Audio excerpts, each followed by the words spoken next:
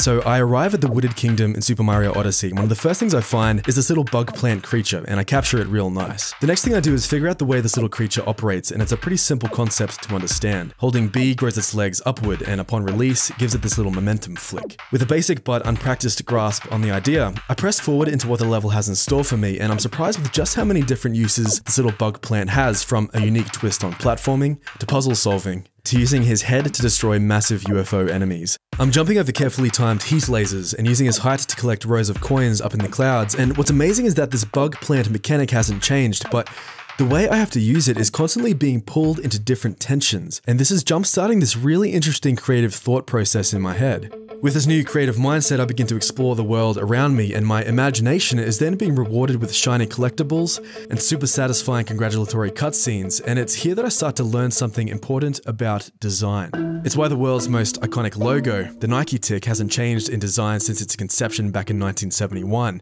It was designed strong enough to withstand every push and pull of functionality and placement across the span of 50-odd years, and thus has transcended into the promised land called inspiration.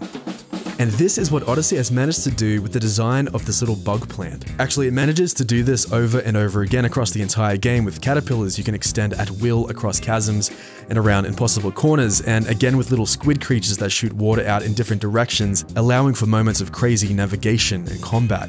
These multi-purpose tools extend invitations for creative interpretation, and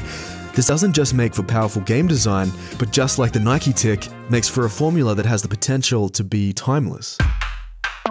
After leaving the Wooded Kingdom, I started to think of different ways the bug plant mechanic could have been used, and I think what could have been cool is a really tense timed moment where you had to get from A to B before the time runs out, and 2 worlds later the game gives me that exact moment and I'm like, oh my god.